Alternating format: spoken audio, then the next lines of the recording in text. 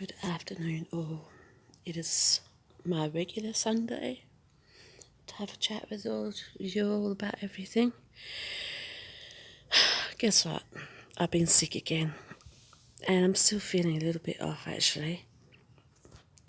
I've actually got the Sunday to myself, no one's coming around. Can hear buildings somewhere, which I'm not happy about. It is a Sunday, we shouldn't be having any building. However, I haven't done much to the garden as much as I'd hoped, but I have been doing other things. Look at the table.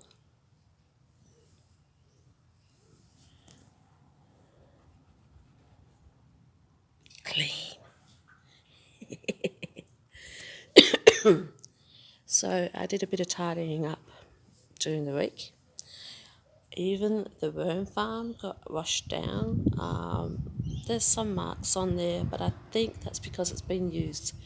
I did buy it second hand, and I'm still trying to figure out what to do with it. So yeah, I mean, just cleaning basically is what I've been doing. We had we were supposed to get rain last week, but we didn't. And next week it's going to be 30 degrees on Tuesday, 32 degrees on Wednesday, and it's going to be pouring down with rain from Wednesday night right through to Saturday. So we got a bit of a mixture. I mean, you can't really go out and do gardening in that kind of weather. So today there really isn't much to report. The potatoes are just about done actually because of the warm weather that we've been having. I am trying to, that's my door in the background just shutting itself. I am trying to leave the potatoes until November.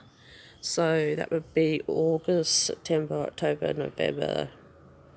Yeah, the good 3 to 4 month period where potatoes are done. We've got some flowers going over there. There's lots of flowers actually. I'm still trying to harvest everything and cut back everything, blah blah blah. Not happening. But I want to show you what I've been doing with what I've got. I'm going to do this quickly because I've got wet hair. I just had a shower and I was throwing up on Wednesday, and I think my pneumonia's back and I've got to watch it, apparently. So I'm into this process of dehydrating everything at the moment, and I found these little jars at the op shop, and they're so cute. And you know, I'm one person. I don't need huge, big jars to stack in the pantry for, that I probably will never use. So this here, I've harvested eggshells and I baked them up as per instructions on YouTube. The house smelled like a dead cat. When you bake eggshells, it stinks. It literally stinks. So wonder the cops weren't called. But apparently these are good for snails in your garden. And in your worm farm as well. So I've got some more eggshells that I need to harvest. But yeah, I was pretty happy with that. These are jars from the supermarket. This used to be minced jars, like minced garlic jars. And they're just the right size for what I want, so that's okay. These are all the lemons I picked the other day, a couple of months ago, if you remember that video where I harvested all my lemons in the rain. And this is the amount of the lemons that I got reduced out of about 15, 20 lemons, which isn't a bad size actually. So You know, just a bit of spice and a bit of chicken or something like that. This one's all the parsley. Can you see that properly? This is all the parsley I dehydrated last week. That was fun.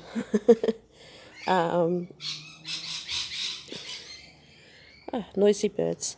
This was that bunch of parsley I just picked over there a couple of weeks ago, and it took about 3 hours to chop up.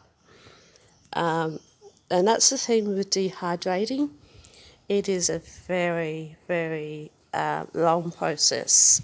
You've got to chop everything up, you've got to lay it out, and it takes about 8 to 12 hours for it to seriously dehydrate in the dehydrator. So it's not a quick process where you just go, hey, boom, presto. This is probably 2 weeks worth of work we're talking about here. So now this is all celery salt, and there's different textures. I may have put too much salt in some of them, but you can see the green. Actually, that comes up pretty well on the camera. This was last year's actually, and I've still got plenty of celery salt. So that's the thing, guys. You have to think about how much you really, really need with regards to dehydrating, because I've still got celery over there in the box ready to pick now. It's going to take ages to get through that lot. So I do use the celery salt actually. I use it in my soups, in my veggie soups, because sometimes veggie soup can be a bit bland. It just needs a little bit of a kick to it. So yeah, no, the celery salt just is just a perfect spice, just to you know. I also use it on pork actually, for a bit of roast crackling, because you got that extra salt there to really dry up the fat on the pork and just get a good crackling out of the pork. So yeah, I mean, and it tastes so good. There is nothing like roast pork. I love roast pork. Roast pork kind of doesn't like me. So I have to be careful there too. But like, you know, I don't mind the celery salt. Celery on its own can be a bit of a challenge to eat. And yeah, so see how we go on that. So that's the story of my dehydrating journey so far, I guess you could say. It's not much, but it's a start. And yeah, it's great fun actually. I enjoy making spices for myself, and yeah, I mean, because sometimes spices in the shops are just so expensive. Now, like I said, not much to report in the garden, but I want to show you one thing. One thing. Pity I can't tidy up that one. Boy, this will be the job next week. Is pulling out the celery and using that up, particularly when we've got hot weather coming. And you have to use it up quickly because it goes soft very quickly too. Now, over here, I don't know if you can see it.